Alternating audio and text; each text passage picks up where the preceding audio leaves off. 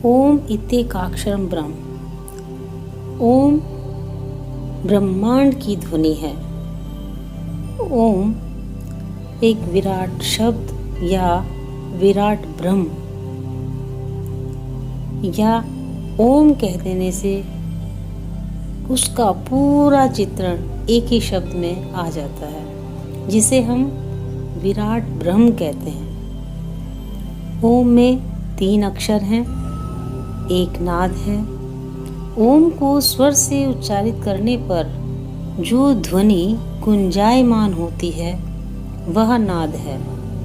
ओम को उद्गीत इसलिए कहा जाता है कि उच्च स्वर में जब इसका उच्चारण हम करते हैं तो इसे उद्गीत कहते हैं। इसका एक दूसरा नाम है प्रणव।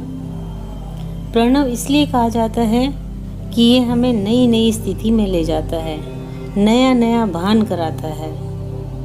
जब भी प्रणव का हम उच्चारण करते हैं तो हमें एक नया अनुभव प्राप्त होता है।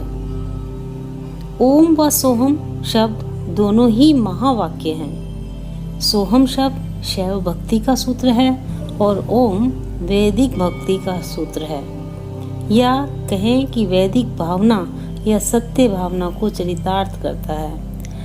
ओम में 3 अक्षर हैं और एक अलग अक्षर है, और यह है चतुर्थ ब्रह्माद की चतुष्पाद अवस्था।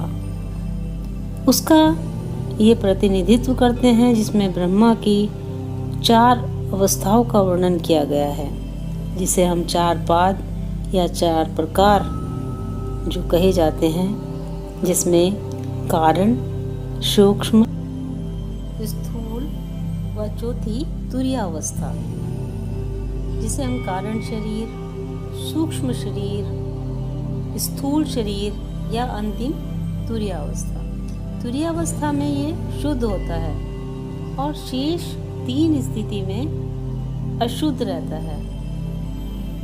3 में ये माया के साथ जुड़ा रहता है या प्रकृति के साथ जुड़ा रहता है, और सांख्य की दृष्टि से ये, जिसे हम माया भी कहते हैं, कारण शरीर में है, स्थूल शरीर में है, जागृत अवस्था में है। स्थूल शरीर से जुड़ा होना अर्थात प्रकृति से जुड़ा हुआ है। और चौथा जो नाद है वो अतीत नाद है, या जिसे अतीत रूप नाद कहते हैं, ब्रह्म की चतुष्पाद अवस्था है। पुरुष सूक्त में ब्रह्मा को या ब्रह्म को चतुष्पाद कहा गया है, वरन ये भी कहा गया है कि एक ही पाद में सारा विश्व निहित है। 3 पाद में शुद्ध है, इससे व्याख्या सही नहीं होती।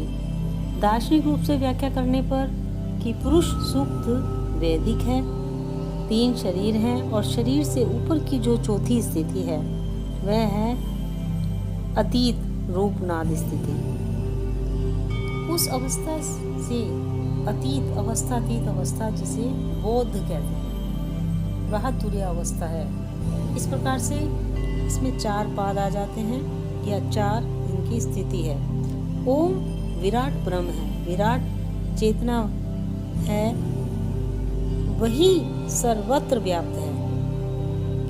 और जब हम ओम का उच्चारण करते हैं यानी विराट चेतना के साथ, तब उस विराट से लेकर सूक्ष्मतर सूक्ष्मतम तक उच्चारण करते हैं, सबका हमें बोध हो जाता है। स्थूल से सूक्ष्म तक का बोध ओम के उच्चारण से होता है। सगुण उपासकों में ओम में आ उ मा 3 अक्षर हैं। आ से ब्रह्मा, उ से विष्णु, मा से महेश माना है। त्रिदेववाद पौराणिक त्रिदेववाद ओम में आ जाता है। ओम के त्रिगुण अर्थात तीनों गुणों में, जैसे जिससे संसार की रचना हुई है, सत रज तम, प्रकृति के 3 गुण, उनका भी समाहार ओम में होता है। क्योंकि ये स्थिति शरीर की स्थिति है, जिसमें स्थूल शरीर, सूक्ष्म शरीर, कारण शरीर, ये गुण विकार हैं, गुणों की अवस्था है। गुणों के रूप में भी यही हैं और गुणातीत रूप में भी यही हैं। गुणातीत अर्थात चतुर्थ अवस्था, ध्यान की जो अवस्था होती है। अध्यात्म की 3 मुख्य निष्ठा, जिसमें ज्ञान कर्म उपासना। वेदात्रयी भी ओम में आ जाता है, जिसमें ऋग यजु सामवेद, ये तीनों वेद जो कि ज्ञान कर्म उपासना के प्रतीक हैं।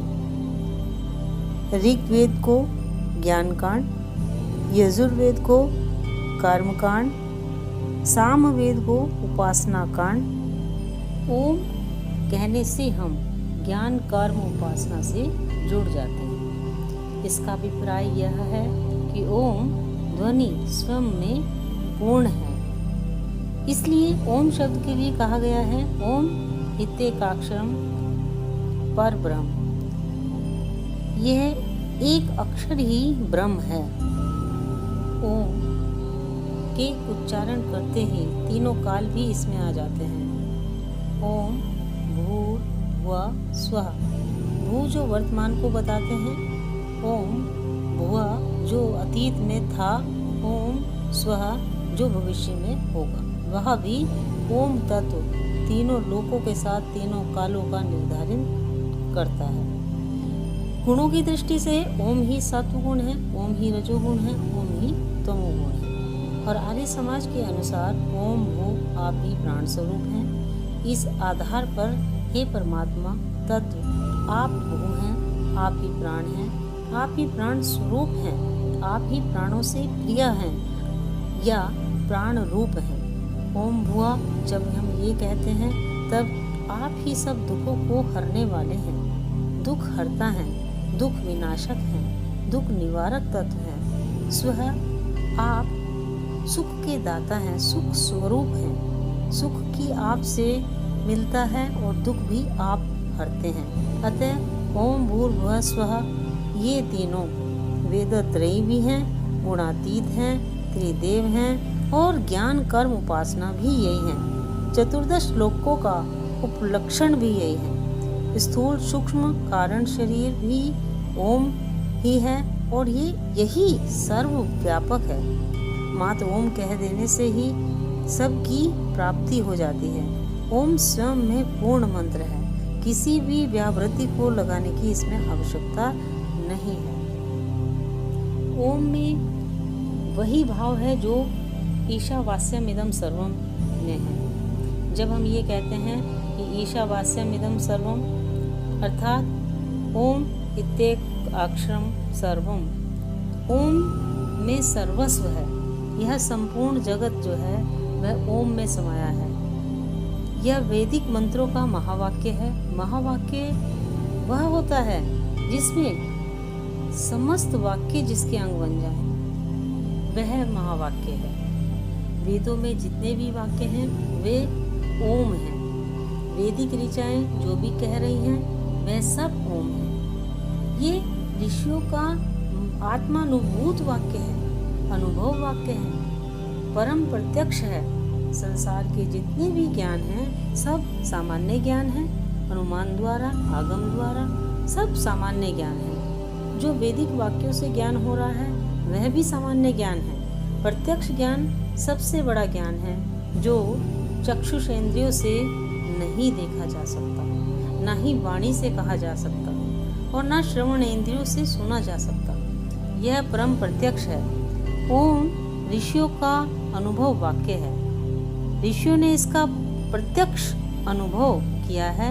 ओम सत्यानुभूत परम प्रत्यक्ष सत्य है, इसलिए ओम परम सत्य परम प्रत्यक्ष महावाक्य है। ऋषि जिसको समाधि में अनुभव करते हैं वही परम सत्य है।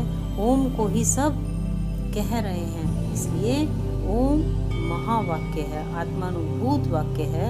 तत्त्वमसि व सोहम ये सब दोनों जो शब्द हैं ये आत्मानुभूत वाक्य हैं, अनुभव वाक्य हैं। सोहम या अहम ब्रह्मास्मि के आधार पर इसका अनुभव कराया जाता है। ओम।